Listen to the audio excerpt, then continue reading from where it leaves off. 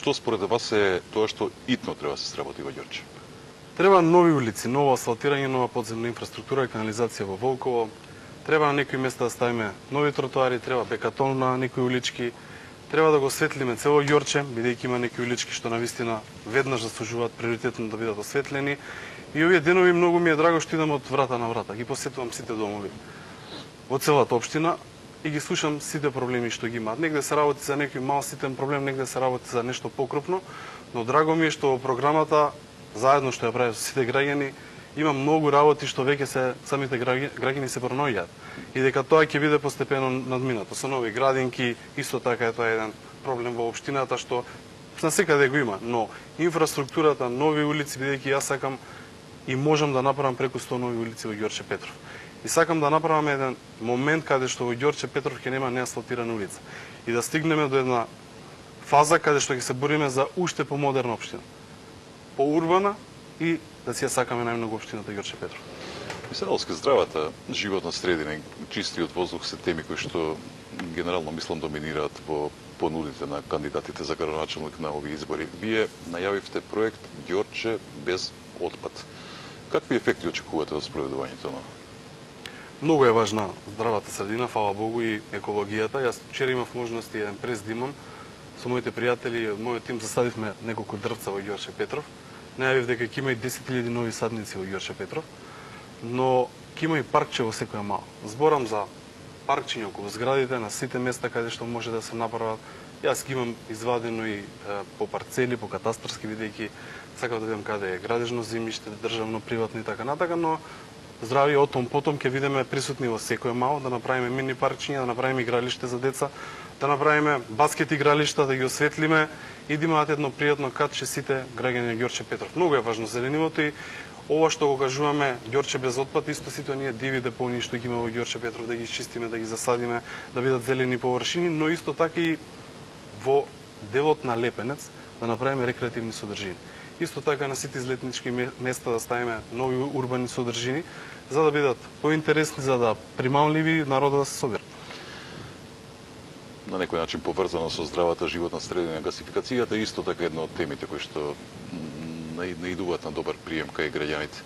Во Ѓорче, колку што знам, проектот е почнат. Можете ли на граѓаните на Ѓорче да им ветите дека, не знам, дали за 4 години ќе имаат газ во своите домови? Сега ќе ви објаснам. Значи, не е почнат во Ѓорче Петров проектот, туку е почнат на ниво на Македонија. Бидејќи ги знам добри информациите, бидејќи бев министер за транспорт, така, и започнавме со најголемиот проект како проект на владата на Македонија. Точно така, во право сте, како проект на владата на Република Македонија, и тој беше најкрупниот проект за гасификација во цела Македонија. Тој почна поделен во 3 фази и почна да се спроведува. Сега најважно е да се продолжи фазата за градот Скопје, бидејќи е поделен сега со јавно-приватно партнерство во 2 фази. Тогаш се сеќавам, владата објави повик, мислам дека сегашна влада го стопре, но очекувам дека тоа ќе се продолжи, бидејќи е приоритет за сите граѓани. Јас нема да се двоумам и секако дека ќе го прифатам тој проект и мора да стигнеме со гасификација во Ѓорче Петров. Согласно студијата беше околу 70% да се зафати целата територија на општините, но јас убеден сум дека во општината ние ќе гледаме максимално да стигнеме со краци до сите населени места, односно сите мала и уличка и секако и до оние индустријски објекти каде што имаат најмногу потреба. Бидејќи е важен проект. Не само за Ѓорче, за цела Македонија. Брзата и квалитетна комуникација е клучна за современиот начин на живот. Што ќе им понудите на вашите сограѓани во делот на патната инфраструктура? Не зборам сега само за асфалтирање на улици во рамките на Ѓорче.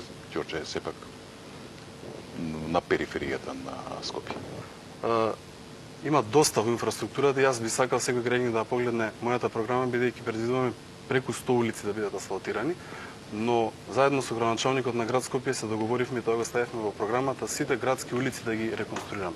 Тоа значи сегде каде што поминува градски автобус, но и на оние места каде што е надлежност на градот Скопје. Зборам за Лука Геров, зборам за Ѓорче Петров, зборам за 4 јули или Борис Сарафов, до последна 22 Волковска улицата и така натака, и дополнителна безбедност пред сите јавни објекти, пред училиштата, пред амбулантите и така натака, пред градинките секако, да ставиме нова сообраќајна и хоризонтална сигнализација, и веќе тоа со Коце го зборевме и тоа мора да се направи, бидејќи дел од обврските се на градот Скопје и на МВР, но јас ќе направам целосно се што е под наша надлежност, да помогнам тоа да се направи, бидејќи сакам дечињата да имаат најголема безбедност во Ѓорче Петров и не само децата, сите граѓани таму што се движат и затоа предвидовме и нови тротоари, нови пешачки патеки, нови велосипедски патеки, онаму каде што има простори, каде што дозволува, се разбира и теренот и таму каде што има имотно-правни односи расчистено и тие ќе ги расчистуваме, се разбира, со односење на нови планови и урбанизација на општината.